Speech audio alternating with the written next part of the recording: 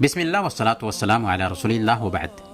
محترم بھائیوں اور بہنوں، عام طور پر ہم اگر کسی کے اندر کوئی عیب دیکھتے ہیں یا کسی کو کسی گناہ میں دیکھتے ہیں تو اس کو ہم مذاق بنا لیتے ہیں، اس کا مسخرہ شروع کر دیتے ہیں۔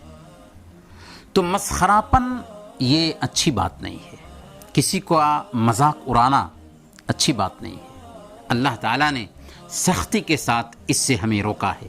اللہ تعالیٰ سورہ الحجرات میں بیان فرماتا ہے، یا ایھا الذین آمنوا لا یسخر قوم من قوم عسى ان يكونوا خيرا منهم ولا نساء من نساء عسى ان يكون خيرا منهن ولا تلمزوا انفسكم ولا تنابزوا بالالقاب۔ اے ایمان والو،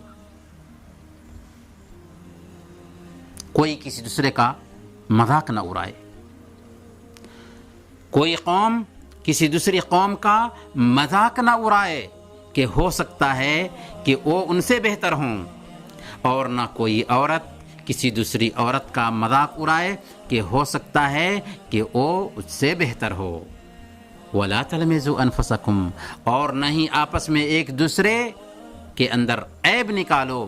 وَلَا تَنَابَزُوا بِالْأَلْقَابِ، اور نہ ہی دوسروں کو برے لقب سے پکارو۔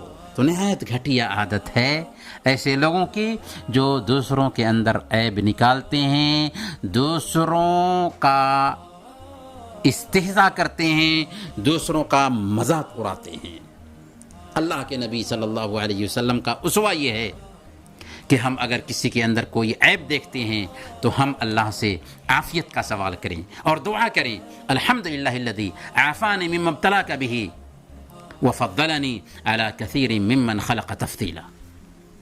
سنن ترمذی کی روایت ہے، اللہ کے نبی صلی اللہ علیہ وسلم نے ارشاد فرمایا کہ جو کوئی بھی کسی مصیبت اور عافیت میں مبتلا کسی شخص کو دیکھتا ہے اور یہ دعا پڑھ لیتا ہے، اللہ تعالیٰ اس کو ہر عافیت اور ہر مصیبت اور پریشانی سے اس کو بچائے گا۔ لہذا ہمیں اس دعا کا اہتمام کرنا چاہیے، نہ کہ کسی کا مذاق اڑانا چاہیے۔ اللہ ہمیں اس کی توفیق عطا فرمائے۔ وصلی اللہ علی نبینا محمد وعلی آلہ وصحبہ اجمعین۔